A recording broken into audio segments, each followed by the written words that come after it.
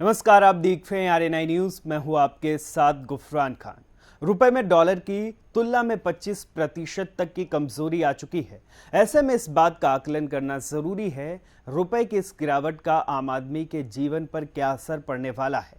तो कैसे स्वार्थ की राजनीति में धंसते गए और हम महंगाई की मार से पिसे गए। तो चलिए इन्हीं मुद्दों पर बात करते हैं।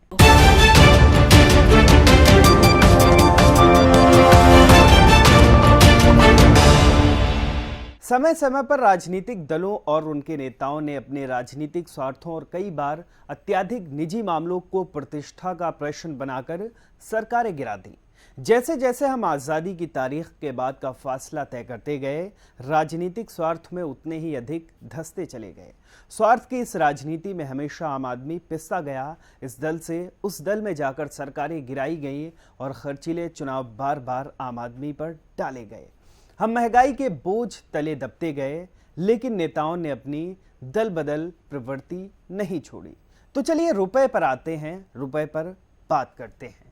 कुल मिलाकर देखा जाए तो रुपए में जैसे जैसे कमजोरी बढ़ेगी, आम आदमी की मुसीबत भी बढ़ती ही जाएगी।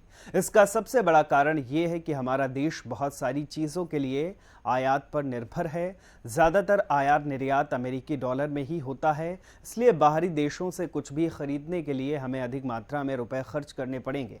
ऐसे में पेट्रोल, डीजल समेत अन्य आयातित वस्तुएं देश में महंगी होती जाएंगी। रुपए में कमजोरी का असर कंप्यूटर, लैपटॉप, मोबाइल फोन, खाद्य तेल और दूसरे इलेक्ट्रॉनिक सामानों पर पड़ सकता है। ज्यादातर इलेक्ट्रॉनिक सामान और गैजेट्स विदेश से आयात किए जाते हैं। ऐसे में रुपए के कमजोर होने से उनकी कीमतें भी बढ़ सकती हैं, क्योंकि सामान मूल्य और मात्रा के लिए आयातकों को अधिक पैसे चुकाना पड़ेगा।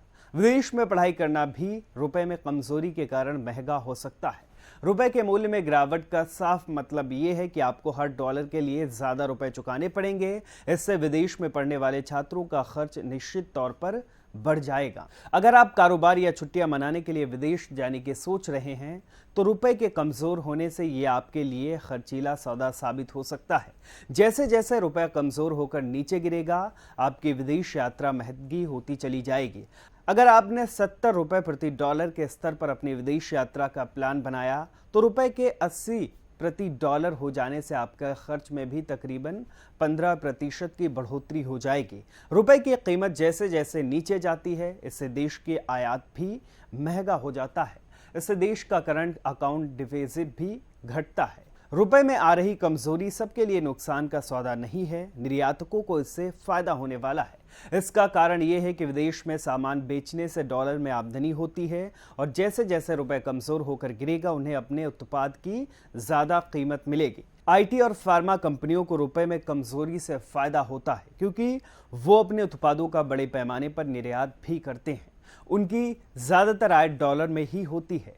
वैश्विक मुद्रा बाजार में अधिकांश मुद्राओं की तुलना डॉलर के ही साथ की जाती है। हम अक्सर देखते हैं कि किसी देश की मुद्रा की डॉलर के मुकाबले उसकी कीमत चर्चा रहती है।